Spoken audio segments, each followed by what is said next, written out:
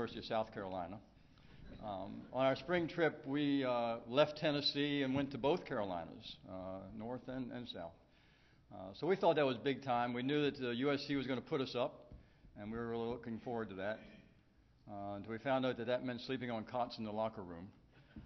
But it beat the sleeping in the VW bus. So we were really into it. So why did we want to be on a tennis team? It wasn't for the free shoes or the comfortable cots. Right? Of course, we loved playing tennis, but we could have done that without being on a team or committing to that level of work. Perhaps it was the image of being a college athlete. Or maybe it was a desire to be a part of a team, part of a group. Maybe. Now, my second exposure to college athletics was at the opposite end of the spectrum.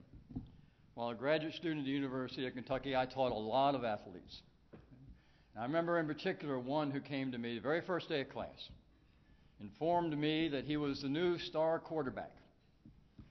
He said that in high school he'd never really had to do much. The teachers just passed him along. He really hadn't learned a lot, and he wanted to know what my approach was going to be. And I assured him that with lots of hard work, we'd get him through the course and he'd be fine. And that was the last I saw of him. And I literally mean that was the last I saw of him. Okay? He dropped out of the class, okay? And I never saw him on the football field. Maybe we'll get back to that.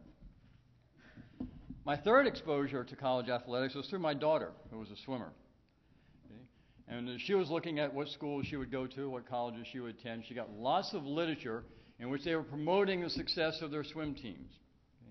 But a number of them sent literature that was promoting the success of their students as professionals. How did they say it? Outside the field of sports. They were sending a list of what every one of their swimmers did when they left college. And they were very, very impressive list. So today as a professor, I tend to focus on preparing students for the life that will follow college. And I reasonably ask, should students invest so much time in college athletics?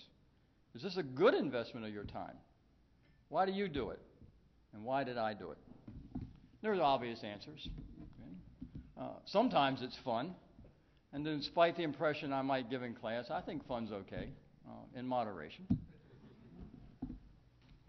Physical exercise helps us function and think better. That's absolutely the case. We enjoy being part of a team. And that's an experience we'll remember all of our lives. All these are good reasons for participating in college athletics. But I think the real reason may be that we are driven.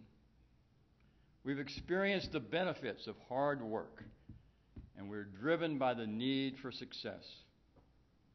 There are very few who are born with exceptional athletic ability, and they had to work hard to become elite athletes. There are those like me who are born with only a minimum amount of coordination and ability and had to work very hard just to compete. But in either case, athletes know the benefit of hard work. We're used to seeing the results. Hard work pays off. Not every time, but enough of the time. That becomes ingrained in a successful athlete. Swimmers work exceedingly hard. In most schools, they work twice a day, 6 days a week, 50 weeks a year. So it's no surprise that college coaches will be touting the success of their swimmers after graduation. Swimmers know the benefit of hard work. They see it in their times. They see it in the results. The self-proclaimed star quarterback at Kentucky knew little about hard work. He was born with talent that got him through high school, but he evidently had never learned to work hard, and he was not a successful college athlete. I also think many times athletes are driven just because it's hard. We just like the challenge. Maybe somebody told us we weren't good enough, not fast enough, lacked good hand skills.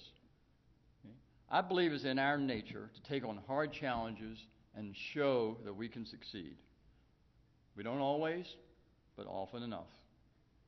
My daughter, for example, was the slowest person on her high school swim team. I mean, she wasn't even close to the next swimmer. time she graduated, she had broken 2 school records. Okay? Some of us, you just can't tell us we're not good enough. Okay? We're going to make it. Okay? Can't play with SU. It's not going to stop us from trying. Okay? You can't win in Division I as an independent. Okay? Just watch us. You can't win in tennis if you don't even have tennis courts. Okay?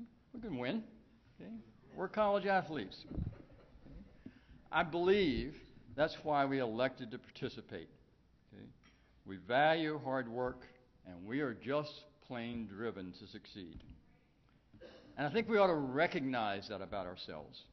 We ought to acknowledge that we are used to taking on huge challenges in athletics, and we can do the same in other areas as well. But it needs to be our mindset.